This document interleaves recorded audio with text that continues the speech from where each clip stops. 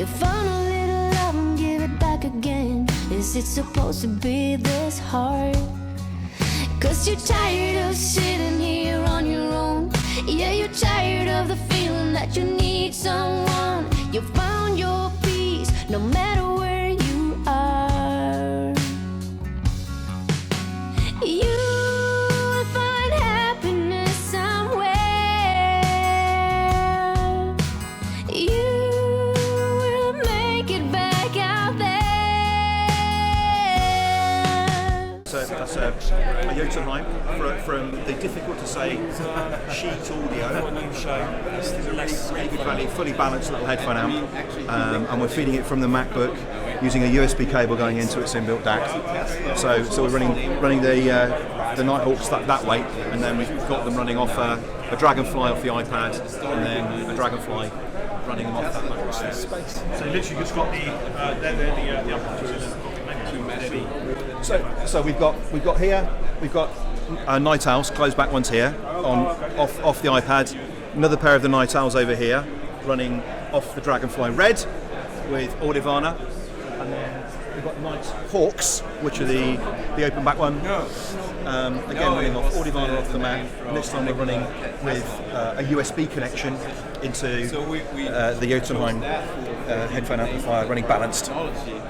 How do you do it off the iPad? That's quite interesting. How do you run it? Okay, because the Dragonfly family are so low in their power consumption, we're actually able to connect directly to iOS devices. We have to use the Apple camera connection kit, which enables us then to, in essence, talk to the software. This one is the version 3 because it has the charging port as well, so it's perfect for a show. We can keep everything all charged up. And then natively, iOS then talks through, and you can see that the Dragonfly is lit up, and we're using the Tidal app just to play back music from there. So you're using the Dragonfly and the Jitterbug? That's a Jitterbug. Absolutely, yeah. Do you always use those together? Whenever we can, yeah. It makes a difference. So you can kind of get the full experience on the go if you fancy all of the connections. Well, to be honest, I didn't realise there's such flexibility with it. To be honest, like, obviously you can use it off in different ways. Absolutely. I never thought of an iPad as a source, really. I never even thought of that. No, and that's one of the major things with the red and the black was the time and the investment we put into developing the USB receiver chip solution in these microchip. Has so low power requirements is that you can then walk around with it, because pretty much as soon as the first Dragonfly came out, we had people saying, oh, it'd be great if I could plug it into the phone.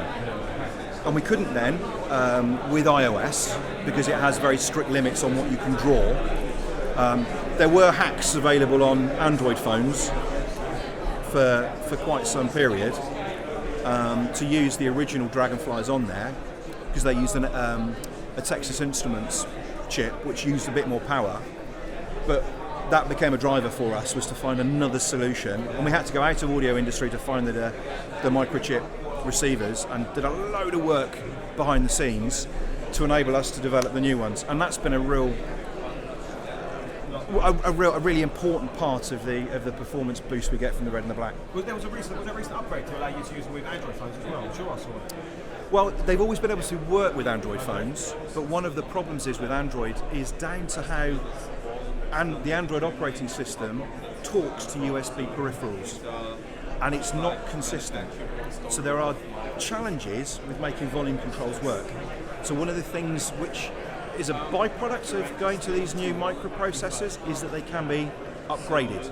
So when we can work through all of those, again, challenges that we're thrown by the wild frontier that is Android, we can update it, you can then update your device, and means you get the compatibility stays and moves forward. It also means that we can roll out updates to the DACs. So both the red and black support MQA. So you run the update, and that means that the DACs can do the final unfold of an MQA file for you to listen to off your computer, and again, potentially with some of the new software that's available on your phone as well. Oh wow, fantastic. That might be some software coming from... Well, there's guys like Amara have an app you can load on the phone called Amara Play. Okay. So if you've got MQA tracks in your library, you can then push them onto your phone and then play them back that way. Okay, fantastic. Thanks so much, Rob. Thank you. Many lessons learned. but you still get burned.